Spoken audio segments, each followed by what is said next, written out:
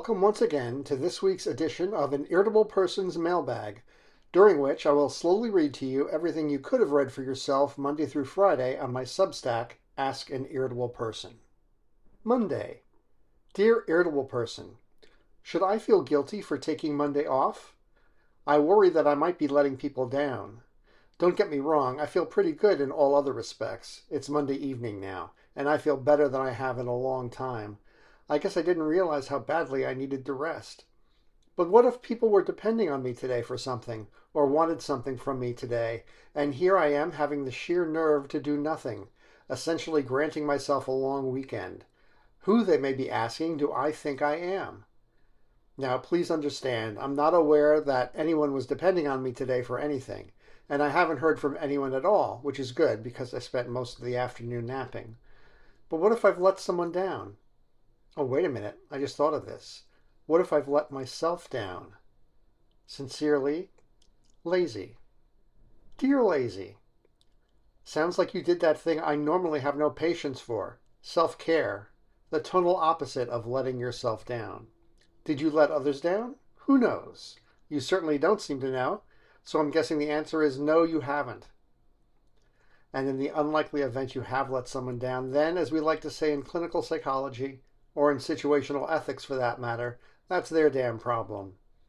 I, for one, didn't notice that you took a day off. The world seemed to go on pretty normally for me.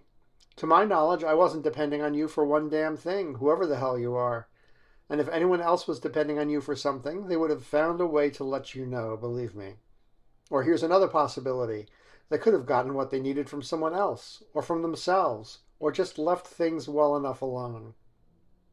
Now, don't get me wrong, and please understand, to borrow your phrases, you may catch hell for this on Tuesday, but at this point, what's done is done, and I, for one, approve, for whatever that's worth.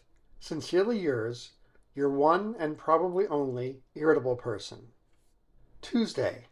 Dear Irritable Person, you know what irritates me? What irritates me is that not enough people are seriously working on the effort to colonize Mars. Medicaid cuts my fat ass. You want something to really worry about? We're on the edge of extinction as a species, sheeple. We must get off this planet.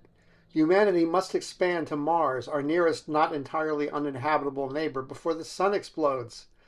That's right. The sun is expanding and will explode. It's inevitable. Science sucks, but it doesn't lie. We have to get to Mars before it's too late. Can you help me spread the word? As we are kindred irritable souls, I have a feeling that you will share my sense of imminent threat. If we make a concerted and united effort, we ought to be able to put the first Martian condos on the market by 2029, maybe 2031 at the outside. Thank you. Before it's too late. Dear Before It's Too Late, one hot summer night in 1973, I was dragged by my parents to a planetarium show because there was nothing on TV that night. The only thing I remember about the show is that there was a brief simulation of the sun expanding to the point that it exploded and destroyed the entire solar system. I was 9, and it scared the shit out of me. I completely missed the part about how that's not going to happen for 5 billion years. That's right, 5 billion years. How's that for science? In other words, you're pushing a short-term solution for a very, very, very long-term problem. In other words, you're a lunatic, or an impressionable 9-year-old. Maybe you're an impressionable 9-year-old in an adult's body, in which case, well, we're back to you're a lunatic. I suspect you may be under the influence of a certain businessman, a friend of the president's. Very, very, very top guy. Most people would have heard of him. Highly neurotic. A brilliant businessman, especially when he's given millions of dollars in taxpayer dollars to dick around with. Seriously overweight, and he takes the fat shot drug. Don't listen to that asshole. Honest to God, when it comes to extinction-level events, whatever happened to nuclear annihilation or rando asteroids or misinterpreted 1,000-year-old Mayan predictions? You know, the plausible stuff. Even nuclear annihilation is looking like less and less of a possibility these days. India and Pakistan just de-escalated all on their own, and the US and China can't even get into a decent trade war before they start hugging each other and singing Kumbaya. Wimps? Where are the great powers of my youth? Sincerely, Irritable person. Wednesday. Dear irritable person, do you know that painting The Scream? The one where the weird-looking dude with a head the shape of a light bulb is screaming? I feel like that a lot these days. It seems like nothing is going the way I want it to, in my life or in the world. I get so frustrated with everything that I just want to open my mouth and scream my lungs up. Except I know I can't go around screaming like that. I'd get arrested. Do I have to scream soundlessly like the light bulb guy in the painting? What should I do? Sincerely, screaming soundlessly. Dear Screamer, you should scream! Scream! But your point about getting arrested is well taken, so I suggest you scream in a soundproof booth or your own personal panic room, if either option is available to you.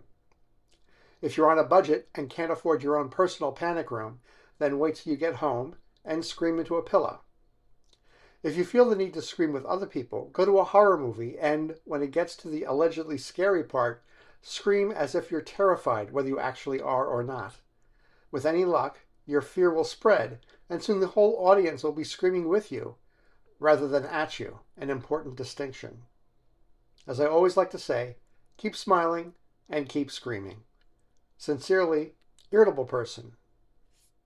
Thursday. Dear Irritable person, I'm a 23-year-old computer, telecommunications, and cybersecurity expert. I have no formal training, nor have I ever needed any, as I am a maverick genius, easily bored by traditional education methods, and entirely self-taught. I got my start in social media at the age of 3, and learned everything I know by hacking into increasingly complex personal, corporate, and ultimately governmental systems. I know I'm good because I've never been caught, except for that last time. But rather than prosecute me, the government hired me to work for them. Sweet. My life would be perfect, except that I've noticed, particularly over the last few months, that the cattle, lay people, regard me with disdain and contempt when I tell them what I do. I don't get it, given how awesome I am. In fact, just yesterday, to give you one recent example of my awesomeness, I turned out all the lights in Latvia. Accidentally, kind of. I did it on purpose, just to see if I could, but I didn't intend for the electrical grid to be down so long. Apparently there are safeguards in the Latvian power grid that prevent you from turning it on and off like a light switch. Good to know. Fortunately, my boss is covering for me. He issued a press release blaming an unfortunate freak occurrence that has since been corrected. And in a way, that's kind of true. I'm told by the fake news that my prodigious hack is being met with, quote, worldwide condemnation, unquote. So it's probably good I've evaded personal responsibility. Granted, 3 people on ventilators died, but that was bound to happen anyway. I'm not a monster, dude. Besides, turning off all the lights in Latvia for several hours was pretty fucking cool. Knowing I have that kind of power gives me a raging hard-on. See attached photo. But my question for you is this. Seeing as how I can do such awesome stuff, why don't I get the respect I deserve from the public at large? Sincerely, underappreciated tech bro. Hey bro, you have no one but yourself to blame. How do you expect people to appreciate you when you hide your light under a bushel? You should immediately boast in front of a bank of cameras that it was your finger on the button the night the lights went out in Riga. And don't stop there. Take credit for every time you drained a widow's bank account or spilled a corporation's top secrets. I would tell you to hack into our government systems and give away all the data to Russia, but you're probably doing that already under instructions from your boss. Do you recognize sarcasm, you morally stunted oaf? I wonder. It seems somehow appropriate that you got your start in social media, an industry that is widely blamed for scarring the mental health of a generation of children. You are both the victim and the culprit. Pretty neat, as my generation might say, if they were drunk. I, for one, find you fascinating. But I am not just another cow in the herd. Like you, I'm a lifelong student. In my case, in the field of abnormal psychology. You are a real treat for someone like me. Keep writing in, you dreadful delinquent. Sincerely, Irritable person. Friday. Dear Irritable person, cats or dogs?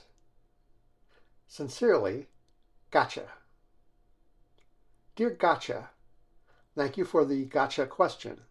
I assume you are one of those soft-hearted types who think that this is some sort of impossible dilemma. For someone without a heart, soft or otherwise, the only puzzle is why you would think this is a difficult question. The obvious answer is, no thank you, I just ate. Sincerely, Irritable Person. And that's it for this week's mailbag. Look for Irritable Person's weekly catch-up audio mailbag every Sunday. And follow the daily column, Ask an Irritable Person, every Monday through Friday on Substack. Or subscribe. It's free and virtually certain to remain so for the foreseeable future.